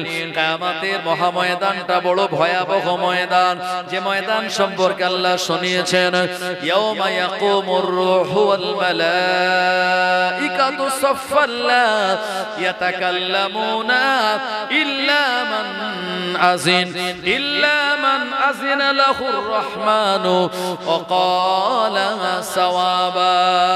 আল্লাহ পাক শুনিয়ে দিলেন কিয়ামতের দিন আল্লাহ ফেরেশতা মানুষ দিগকে এক কাতারে দাঁড় করিয়ে দেবেন। লা ইয়াতাকাল্লামুন, ওই দিন কেউ কথা বলতে পারবে না, ইল্লা মান আযিন, আল্লাহ তাআলার হুকুম ছাড়া। আল্লাহ পাক যাকে হুকুম দেবে তিনি কথা বলবেন। ওয়া ক্বালা সাওয়াবা, তিনি যা কথাগুলি বলবেন ওই কথাগুলি জবানে সত্য বলবেন। আল্লাহর নবী বললেন, চাচা জান একবার আপনি যদি কালেমা পড়ে নেন, আমি আপনার ভাতিজা বলে কিয়ামতের দিন আপনার জন্য আল্লাহ তাআলার দরবারে সুপারিশি করব। আবু তালিবের মাথার কাছে আবু জাহেল, আবু সুফিয়ান, সাইবা ইবনে রাবিয়া, উতবা ইবনে রাবিয়া, ওয়ালিদ ইবনে মুগীরা, উমাইয়া ইবনে খালদ, এসব বড় বড় লিডারেরা বসেছিল। ওরা বলল, আবু তালিব না না না, মুহাম্মদ তোমার ভাতিজা, তার কথা খবরদার মেনো না। আল্লাহর নবী দেখলেন চাচাজি আবু তালিব তাদের কথা শুনে কালেমা পড়লো না। বিশ্ব নবীর মনটা খারাপ হয়ে গেল। আল্লাহর নবী রিটার্ন বাড়ি আসলেন। আবার পরের দিন গেলেন চাচা জান আবু তালিবের সঙ্গে দেখা করার জন্য। ও চাচা জান, আপনি আমায় বড় মহাব্বত করেন, ভালোবাসেন, আমি আপনায় বড় মহাব্বত করি, ভালোবাসি। ইন্তেকালের পূর্ব মুহূর্তে একবার আপনি কালেমাটা পড়ে নিন। আবু জাহেল নিষেধ করে বলল, আবু তালিব খবরদার কালেমা পড়বে না। আবু তালিব এতটুকুই বলল, আমি আমার নিজ ধর্মের উপরে রয়েছে। ও জনেরা, খানিকক্ষণ পর আল্লাহর নবী আবু তালিবের ঘর থেকে বেরিয়ে চলে আসলেন। আল্লাহর নবীর মনটা খারাপ হয়ে গেল। আল্লাহর নবীর একজন সাহাবী দৌড়ে দৌড়ে এসে সংবাদ দিয়ে বললেন, ইয়া রাসূলুল্লাহ, হে ইয়া হাবিবাল্লাহ, হুজুর আপনার চাচাজি আবু তালিব খানিকক্ষণ আগে ইন্তেকাল করেছেন। তবে ইন্তেকালের আগে তানার জবানটা নড়েছিল, মনে হয় কালেমাটা পড়ে নিয়েছে।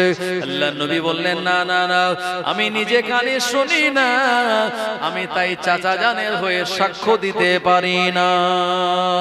ও মুসলমানের আমার, আবু তালিব আমার নবীকে এত মহব্বত করলেন, ভালোবাসলেন, প্রেম দিলেন। মহব্বত করার পরেও অতল জাহান্নামের তলদেশে আল্লাহ তাআলাকে দেবেন না।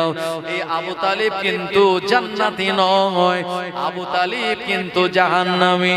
আল্লাহর নবী বলেছেন আমাকে ভালোবেসেছিল বলে, মহব্বত করেছিল বলে আবু তালিবকে আল্লাহ জাহান্নামের আগুনের সমুদ্রে ডুবিয়ে দেবেন না। জাহান্নামের উপরিভাগে তানায় রাখা হবে, তানার পায়ে দুটি জাহান্নামের জুতো পরিধান করিয়ে দেওয়া হবে। ওই জুতোর আগুনের উত্তাপে তার মাথার মগজ টকবক করে ফুটতে ফুটতে গোটা চেহারা গোটা শরীর বেয়ে গড়িয়ে যাবে। ও মুসলমানের আমার, একবার চিন্তা করে দেখুন, এটাই যদি জাহান্নামের সব থেকে কম আযাব হয়, তাহলে জাহান্নামের সব থেকে মারাত্মক আযাব কত ভয়াবহ। এজন্য আল্লাহ পাকের কাছে দোয়া চাইতে হবে, আল্লাহুম্মা আজিরনা মিনান নার। আল্লাহ পাক জাহান্নামের আগুন থেকে আপনি আমায় হেফাজত করে দিন।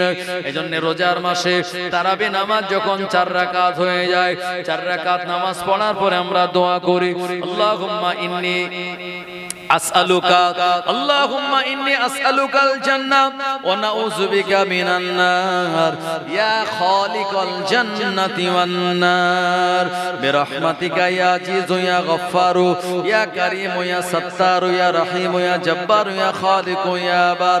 আল্লাহুম্মা আজিরনা মিনান নার, আল্লাহুম্মা আজিরনা মিনান নার ইয়া মুজিরু ইয়া মুজিরু ইয়া মুজির বিরহমাতিকা ইয়া আরহামার রাহিমিন।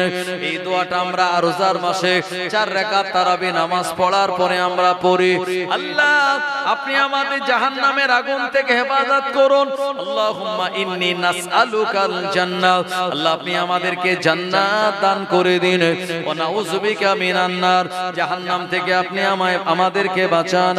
এমন করে ইয়া খালিকাল জান্নাতি ওয়ান নার, হে জান্নাত আর জাহান্নাম বানানে ওয়ালা ও রব্বুল আলামিন আল্লাহ, আল্লাহ তাআলার আসমাউল হুসনা সুন্দর সুন্দর গুণবাচক নামগুলি আমরা বলার পরে বলি, আল্লাহুম্মা আজিরনা মিনান নার, আল্লাহ জাহান্নামের আগুন থেকে আপনি আমাদের বাঁচান।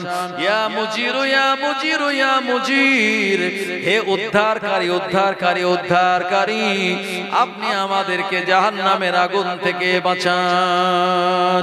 ও জওয়ানেরা যুবকেরা নবীর উম্মতেরা, আল্লাহ নবী দিন দুনিয়ার বাদশা চাচা জান আবু তালিব ইন্তেকাল করার পরে গোটা মক্কার মানুষেরা বিরাট একটা তারা সুযোগ পেয়ে গেল।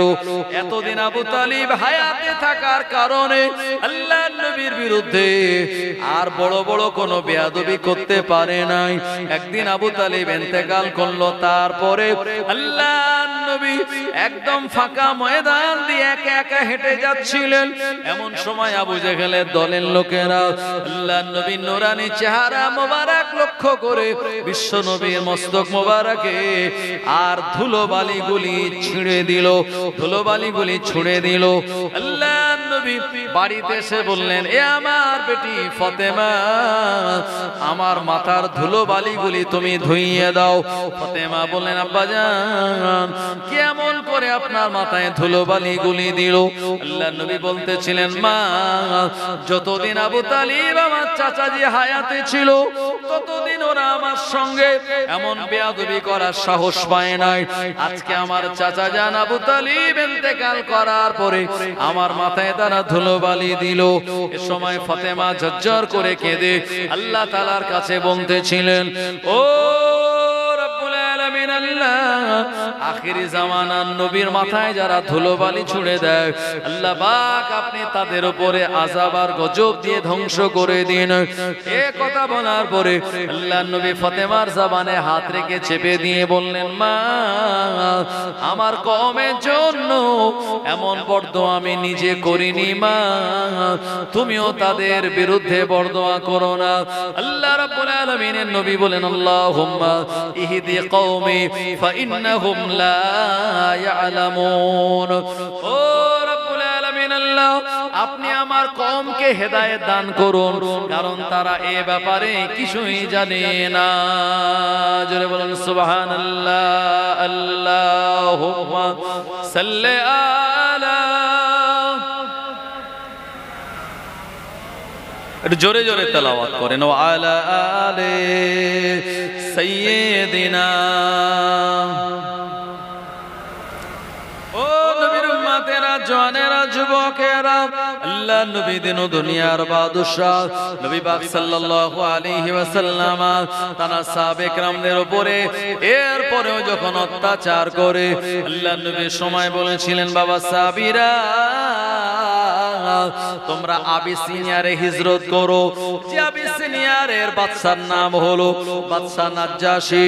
এই বাদশাটা মুসলমানদের প্রতি সহানুভূতিশীল, আল্লাহ নবীর প্রতি তার ভালোবাসা মহাব্বত রয়েছে। আমার সাহাবীরা আবিসিনিয়ারের জমিনে তোমরা হিজরত করে চলে যাও।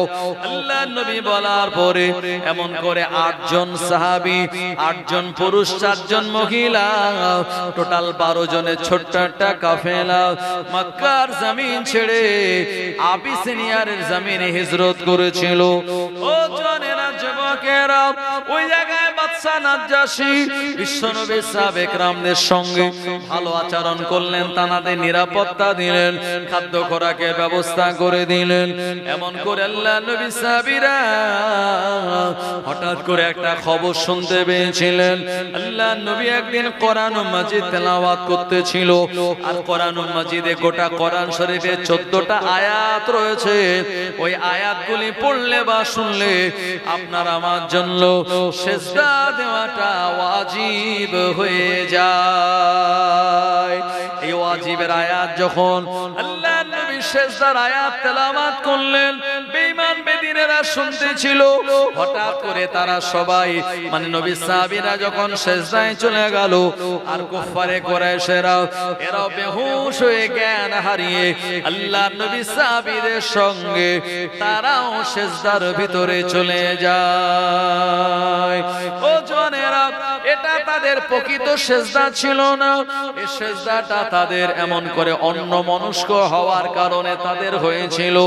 এই খবরটা আবিসিনিয়ারে পৌঁছে গেল এভাবে, ও নবী সাহাবীরা আর আবিসিনিয়ারে থাকার দরকার নাই। তোমাদের বিরুদ্ধে যারা ষড়যন্ত্র করে, আল্লাহ নবীর জবানে কোরআন মাজিদের তেলাওয়াত শুনে তারা সিজদা দিয়ে দিয়েছে আল্লাহকে। আর দেরি করো না, তাড়াতাড়ি আবিসিনিয়ার থেকে মক্কা জমিনে ফিরে চলো। আল্লাহ নবী সাহাবীরা এর সংবাদ পাওয়ার পরে দেরি না করে আবিসিনিয়া থেকে মক্কার জমিনে ফিরে আসলো। এই জায়গায় আসার পরে দেখলো না না না, সংবাদ যেটা দেওয়া হয়েছিল সংবাদটা ঠিক নয়, এই সংবাদটা হলো ভুল সংবাদ। আল্লাহ নবী সাহাবীদের উপরে আবার যখন অত্যাচারের স্টেম রুলার চলে, আল্লাহ নবী বলেন, বাবা সাহাবীরা আমার উসমান গানিকে তোমাদের দলের কাফেলা বানিয়ে আবার তোমরা আবিসিনিয়ারে চলে যাও। ও মায়েরা, বোনেরা, এ সময় 82 জনের একজন সাহাবে কেরামদের দল তৈরি হলো। 82 জন নবী সাহাবীরা উসমান গনি রাদিয়াল্লাহু আনহুর নেতৃত্বে আবিসিনিয়ারে তানারা হিজরত করে চলে গিয়েছিলেন। জোরে বলুন। এদিকে আবু জেহেলের দলের লোকেরা বলল, মুহাম্মাদের সাহাবীরা তো আবিসিনিয়ারে চলে গেল। আবু জেহেল ষড়যন্ত্র করে বলল, একজন আমাদের দলের কোন লোক আবিসিনিয়ারে চলে যাও, ওখানে গিয়ে বাদশা নাজ্জাশীর সঙ্গে দেখা করে বলবে মুহাম্মাদের সাহাবী যারা, এদের আখলাক ভালো নয়, এদের কালচার ভালো নয়, এমন করে যেন বাদশা তাদের ওখান থেকে তাড়িয়ে দেয়। এই ব্যবস্থাটা আবু জেহেল করলো। জোরে বলুন নাউজুবিল্লাহ। মক্কা থেকে তাড়িয়ে দিয়েও ক্ষান্ত হলো না। সাহাবীরা গেলেন 82 জন, আর আবু জেহেল একটা লোক পাঠিয়ে দিল, বলল যাও ওখানে গিয়ে। আর আবু সুফিয়ান সে নিজে গেল, যাওয়ার পরে বাদশা নাজ্জাশীর সঙ্গে দেখা করে বলল, আদাব জনাব। বলল কি খবর? বলল শুনেছি মক্কা থেকে কিছু যুবক আপনাদের এলাকায় এসেছে। বলল হ্যাঁ এসেছে। বলে কেন, কি হয়েছে? আবু সুফিয়ান নবী সাহাবীদের এগেনস্টে বলল বাদশা নাজ্জাশীকে, ও বাদশা নাজ্জাশী, এই যুবকগুলো ডাকাত, এই যুবকগুলো গুন্ডা, এই যুবকগুলো বদমায়েশ, এই যুবকগুলি চোর, এরা এরা ভালো নয়, এদেরকে আপনার রাজ্যে আপনি শেল্টার দেবেন না। এদেরকে যদি আপনি আপনার রাষ্ট্রে আশ্রয় দেন, আপনার রাষ্ট্রের অনেক ক্ষতি করে দেবে। জোরে বলুন না উযুবিল্লাহ। এখন বাদশা নাজ্জাশী খুব বুদ্ধিমান, ইন্টেলিজেন্ট পারসন। তিনি বললেন, তোমাদের এক মুখের কথা শুনে আমি বিচার করব না, ডাকো তাদের যারা এসেছে। আল্লাহ নবী সাহাবে কেরামদের ডাকা হলো। আল্লাহ নবী সাহাবে কেরাম গণেরা যখন গেল, আবু সুফিয়ানের দলের লোকেরা তাকা ভয় পেয়ে গেল, না জানি যদি সত্যটা আজকে প্রকাশ হয়ে যায়, আমি আবু সুফিয়ান আমি তো রেহাই পাবো না। ও জনেরা, ইজ্জত দেওয়ার মালিক আল্লাহ, রুজি দেওয়ার মালিক আল্লাহ, এমন করে বাঁচানোর মালিক আল্লাহ। বিশ্বনবী সাহাবীরা গেলেন, তার ভিতরে ছিলেন হযরত জাফর বিন আবু তালিব রাদিয়াল্লাহু আনহু। এ জাফর বিন আবু তালিব রাদিয়াল্লাহু আনহু বাদশা নাজ্জাশীর সামনে তিনি উঠে দাঁড়ালেন। বাদশা নাজ্জাশী বলল, ও মুহাম্মাদের সাহাবীরা, দেখো তো এদের চিনতে পারো কিনা? জাফর বিন আবু তালিব বলেন, হ্যাঁ এদের চিনি, এরা আমাদের এলাকার যুবক, এরা আমাদের উপরে টর্চার করে, অত্যাচার করে, আমাদের সঙ্গে খারাপ ব্যবহার করে, আমাদের নবীর বিরুদ্ধে এরা ষড়যন্ত্র করে, আমাদের এগেনস্টে তারা বয়কট ডেকেছিল, এদেরকে আমরা হাড়ে হাড়ে চিনি। বাদশা নাজ্জাশী বলল, তোমরা নাকি চোর, তোমরা নাকি গুন্ডা, তোমরা নাকি ডাকাত, তোমাদের বিরুদ্ধে এমনটা বলে, কথা সত্য না মিথ্যা? আল্লাহ নবী সাহাবী হযরত জাফর বিন আবু তালিব রাদিয়াল্লাহু আনহু বলেছিলেন, ও বাদশা নাজ্জাশী শুনুন, আমরা ছিলাম অন্যায়ের দলে। আল্লাহ নবী আমাদের কাছে আগমন করলেন, তিনি বললেন অন্যায় অপরাধ করা যাবে না। আমরা মদ খেতাম, আল্লাহ নবী বললেন মদ খাওয়া যাবে না। আমরা জুয়া খেলতাম, আল্লাহ নবী বললেন না না না, জুয়া খেলা হারাম। আমরা এমন করে আপন শতাত মায়ের সঙ্গে বিবাহ করতাম, আল্লাহ নবী বলেন হারাম, এটা চলবে না। আমরা এমন করে এতিম বাচ্চার মাল লুফে নিতাম, এতিম বাচ্চার মাল আমরা লুট করে নিতাম, আল্লাহ নবী বললেন না না না, এটা যাবে না, চলবে না, হারাম। আমরা বাচ্চা হলে পরে, মাসুম কন্যা সন্তান হলে পরে, ওই কন্যা সন্তানগুলিকে আমরা জীবিত কবর দিয়ে দিতাম। আল্লাহ নবী আমাদের কাছে এসে বললেন না না না, এই কাজগুলি করা যাবে না, আল্লাহ ছাড়া অন্য কারোর ইবাদত করা যাবে না, লাত হুবাল উজ্জা এসব স্ট্যাচু প্রতিমার ইবাদত করা যাবে না। এই কথা যখন আমাদের নবী শুনিয়ে দিল, তখন এরা আমাদের এগেনস্টে বড় বড় কথা বলা শুরু করলো। আবু সুফিয়ান বলল, নাজ্জাশী বলল, এ আবু সুফিয়ান বলো, নবী সাহাবীরা কথাটা ঠিক বলেছে কিনা? আবু সুফিয়ান বলল, আমি এ সময় জানি না, আমি এ সময় জানি না। আমি বলে ফেললাম, সাহাবীরা যে কথাটা বলেছে ওই কথাটা 100% সত্য কথা। জোরে বলেন সুবহানাল্লাহ। ও জওয়ানেরা, এ সময় আবু সুফিয়ান বলল, বাদশা নাজ্জাশী, ও বাদশা নাজ্জাশী, আপনি যে নবীকে মানেন, এমন করে সেই নবীর নাম ঈসা রূহুল্লাহ, ঈসা রূহুল্লাহ সম্পর্কে তারা বলে, খারাপ কথা বলে। আল্লাহর নবী সাহাবীদের বাদশা নাজ্জাশী বলল, ও নবী সাহাবীরা, তোমাদের নবী মুহাম্মদুর রাসূলুল্লাহ সাল্লাল্লাহু আলাইহি ওয়াসাল্লাম ঈসা নবী সম্পর্কে কি বলেন? জাফর বিন আবু তালিব বললেন, আল্লাহর নবী তিনি বলেন, ঈসা রূহুল্লাহকে আল্লাহ পাক বিনা পিতায় দুনিয়ার জমিনে পাঠিয়েছিলেন। তিনি হলেন আল্লাহর একজন বান্দা, তিনি হলেন আল্লাহর একজন নবী। আর ঈসা রূহুল্লাহকে আল্লাহ পাক আসমানে তুলে নিয়েছেন। আখিরি জামানায় দাজ্জালের যখন আবির্ভাব হবে, ওই দাজ্জালকে হত্যা করার জন্য আল্লাহ পাক আবার তাকে নবীর উম্মত করে দুনিয়ার জমিনে পাঠিয়ে দেবে। বাদশা নাজ্জাশী তখন একটা খড়ের কোটা উঁচু করে বলল, ঈসা রূহুল্লাহ সম্পর্কে যে কথাটা বলেছে, এই কথাটার সঙ্গে আমার মতের মিল হয়ে গেল। তার মানে নবী সাহাবীদের ব্যাপারে যে অভিযোগ তোমরা করছো, করছো, এটা মিথ্যা অভিযোগ, আমি তা মানি না। আমি এমন করে তোমাদের এগেনস্টে রেখে শাস্তি দেওয়া যায় কিনা? আবু সুফিয়ান বলল, পরিস্থিতি ভয়াবহ হয়ে গেল, আর ওই জায়গায় আমি টিকে থাকতে পারলাম না। ওখান থেকে আমরা সোজা এসে আর চলে গেলাম মক্কার জমিনে, পালিয়ে চলে আসলাম। আবু জেহেল বলেছিল, আবু সুফিয়ান তাড়াতাড়ি বলো খবর কি? এই সময় আবু সুফিয়ান বলেছিল, আবু জেহেল খবর ভালো না, আমরা নিজেরা তাদের বদনামি করাতে গিয়ে, মুহাম্মাদের সাহাবীদেরকে দোষ দিয়ে খারাপ করাতে গিয়ে বাদশা নাজ্জাশীর কাছে আমরা নিজেরাই খারাপ হয়ে গেলাম। জোরে হবে না?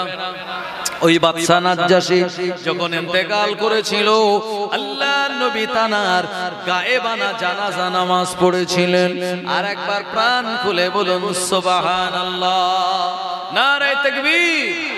ও সোনা মানিকেরা, নবীর উম্মতেরা, মক্কার জমিনে যখন আল্লাহ নবী সাহাবে کرامদের উপরে এরকম অত্যাচারের স্টিম রোলার চলে, আল্লাহ নবী তিনি মদিনার জমিনে হিজরত করলেন।